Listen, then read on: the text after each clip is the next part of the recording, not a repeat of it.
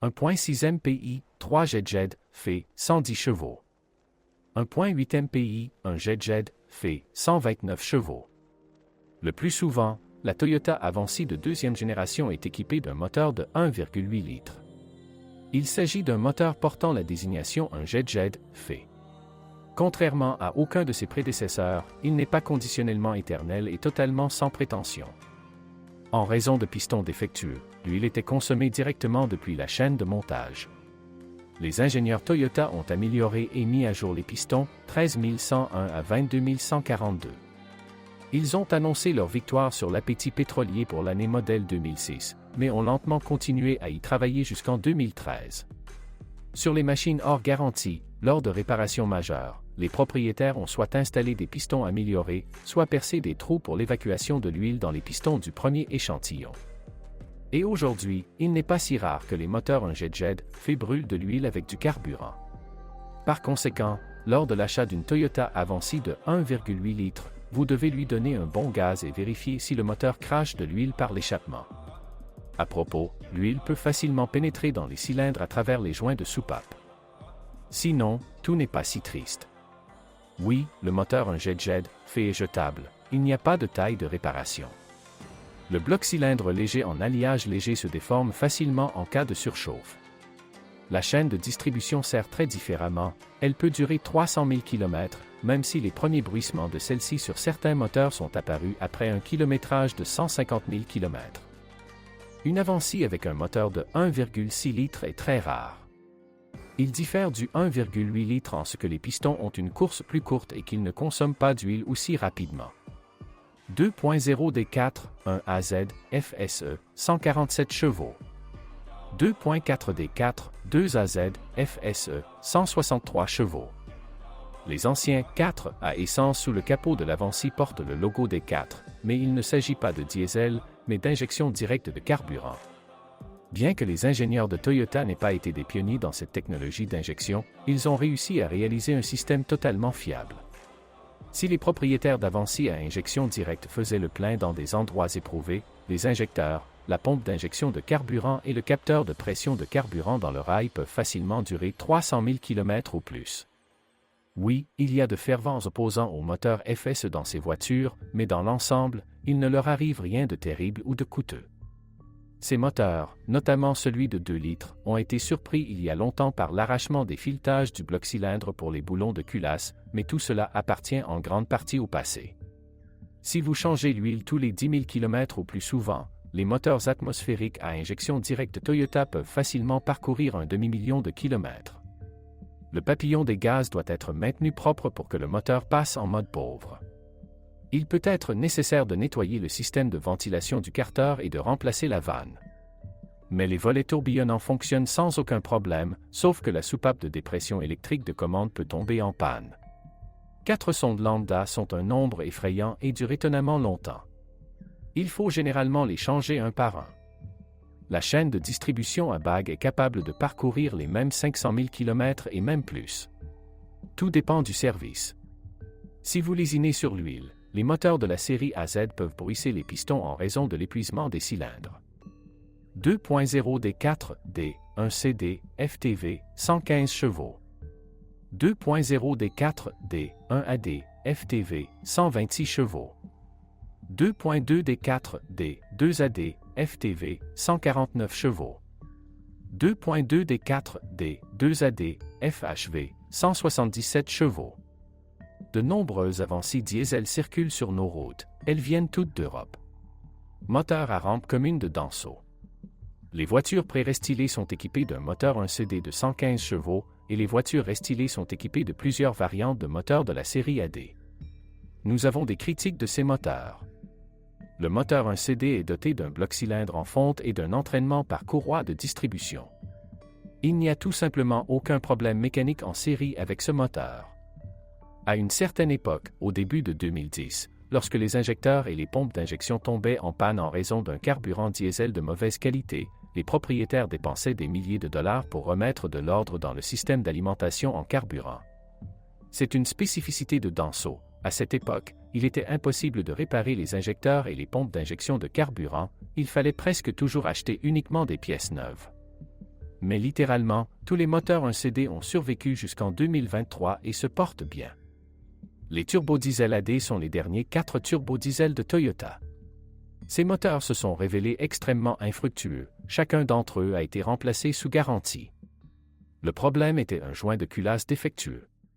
Tout s'est terminé par une fuite de gaz des cylindres vers le système de refroidissement. Les gaz apportaient avec eux des suies dont des traces noires apparaissaient dans le vase d'expansion.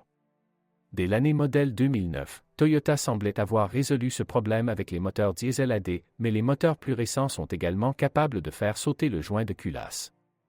Ils ont également tendance à gaspiller de l'huile à cause de segments de pistons défectueux. Et la version la plus puissante de 177 chevaux portant le logo des CAT a causé des problèmes extrêmement coûteux avec ses convertisseurs de gaz d'échappement avancés et peu fiables. Mais en général, si nous parlons des moteurs diesel de la série AD, s'ils ont parcouru 200 000 km, ils continueront à rouler. Leurs problèmes les plus coûteux peuvent être attribués aux maladies infantiles. La transmission manuelle à 5 vitesses de l'Avanci peut s'effondrer avec un kilométrage élevé en raison de la destruction du roulement ABI 90 363 à 25 067 de l'arbre secondaire. Ce roulement crée d'abord un bourdonnement, puis s'effondre. En général, sur les voitures ultérieures, la transmission mécanique a été améliorée, et elle a reçu des roulements améliorés. Dans tous les cas, si les mécaniciens travaillant en tandem avec les moteurs 1,6 et 1,8 litres bourdonnent, il vaut mieux le réparer au plus vite en remplaçant le roulement. L'original coûte environ 30 $. Aussi, la mécanique de l'Avanci nécessite parfois le remplacement des joints. L'Avanci diesel pré-restylé a une boîte de vitesses différente à 5 vitesses. Mécanique et autres problèmes, les pignons de 5e s'effondrent. Il s'agit d'un défaut de conception. La zone d'engagement des dents d'engrenage de cette transmission est trop petite. De plus, cette paire est située dans un compartiment séparé à l'extérieur du corps principal et est mal lubrifiée à l'huile. Mais un engrenage qui s'est effondré ne menace pas la santé des autres paires d'engrenages.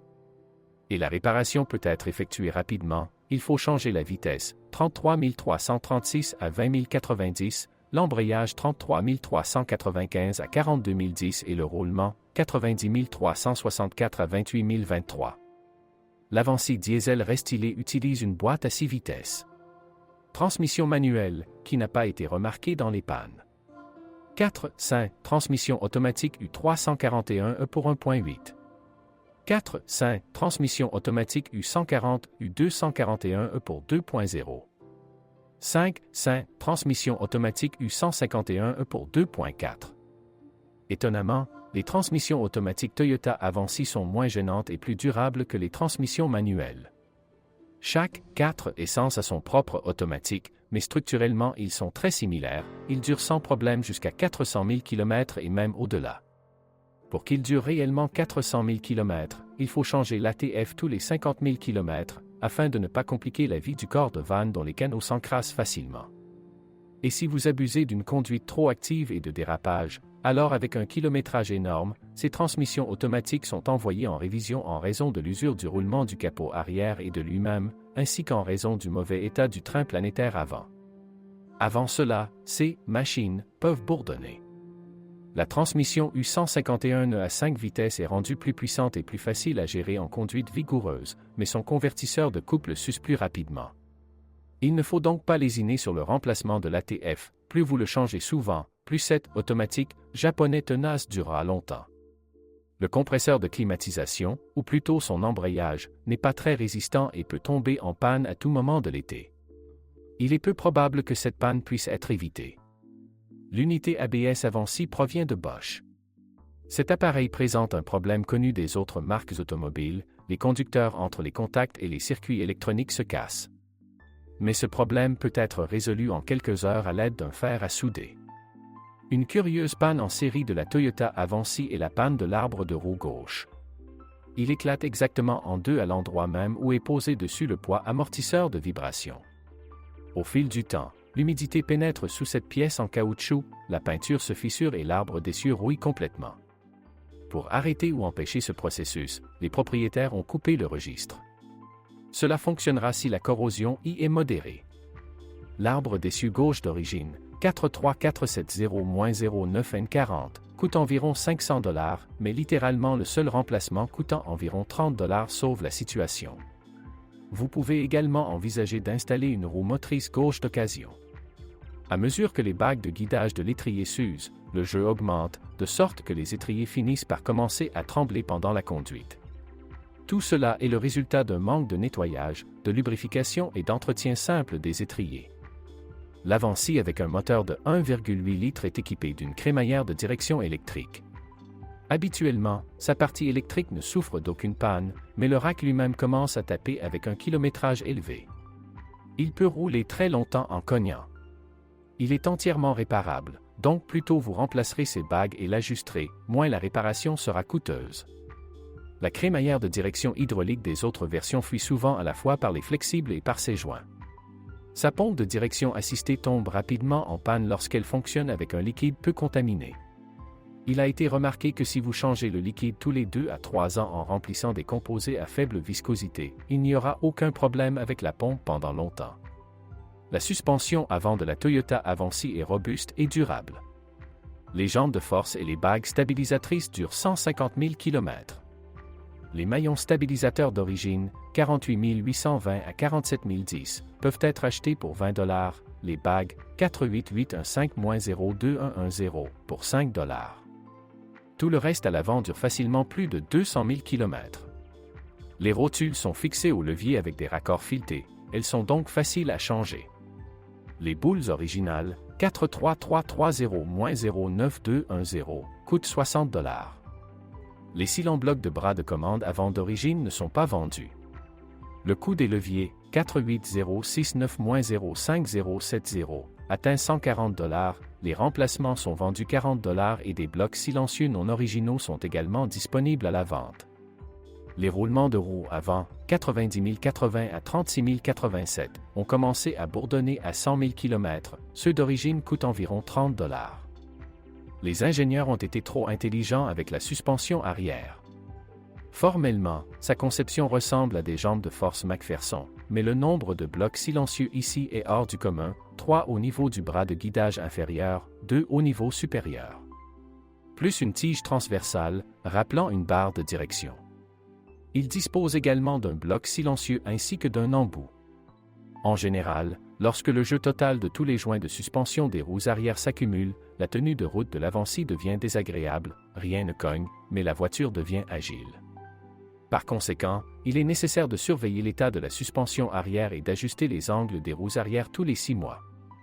Les biellettes arrière, 4870-4-05030, sont au prix de 90 $, les blocs silencieux inférieurs, 48725-05090, 30 $, il y en a 6 pour toute la suspension, les bras de commande supérieurs, 48 770 à 21 011, 170 $, mais il existe des remplacements de 30 $ et des blocs silencieux pour eux séparément.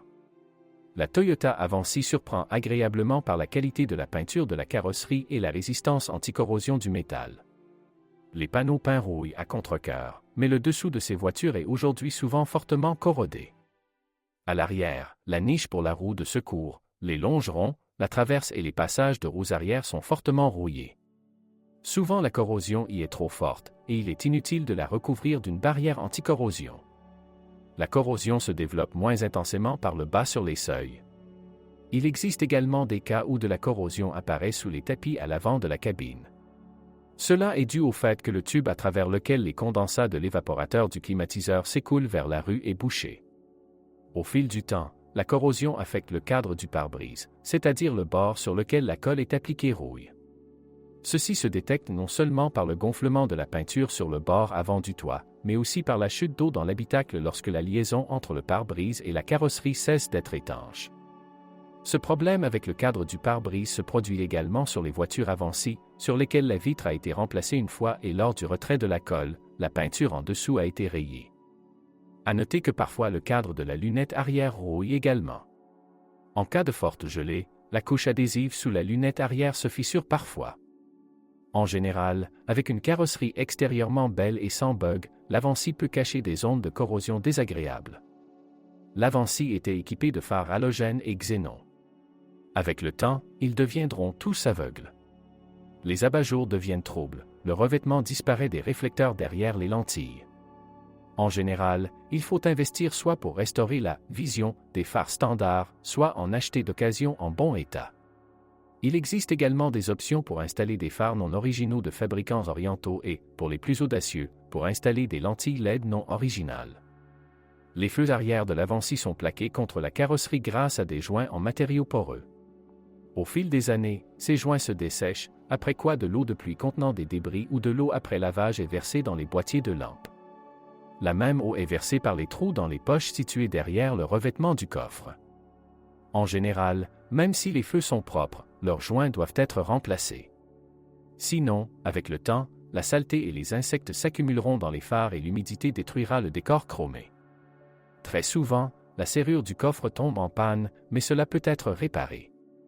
Il faudra retirer le verrou. L'oxydation des contacts se retrouvera juste sous le boîtier en plastique dans lequel se trouve le moteur. Il faut enlever les oxydes, et le château reprendra vie. De plus, de l'eau peut pénétrer dans le bouton du coffre à travers un joint très fragile. Encore une fois, un nettoyage soigneux du circuit imprimé des boutons est souvent utile. Le moteur de la serrure peut également fonctionner normalement, mais la serrure ne s'ouvrira pas si la tige qui lui parvient depuis le cylindre de clé est desserrée. Les propriétaires de voitures Avanci ont trouvé un moyen d'éliminer le jeu dans la tige, ils ajoutent un ressort le long de la tige qui la tire vers la serrure. Au fil du temps, des grincements parasites apparaissent dans les profondeurs du panneau avant, comme si des souris y étaient infestées. En fait, le bruit est fait par les registres de ventilation, qui bougent constamment, car ne trouvent pas la position désirée. Pour y remédier, vous devrez accéder au cerveau d'amortisseur depuis la boîte à gants et ouvrir leur boîtier. Là, vous pouvez voir les traces du capteur de position. Il vous suffit de répartir à nouveau le lubrifiant le long de ces traces, les servos fonctionneront alors sans problème.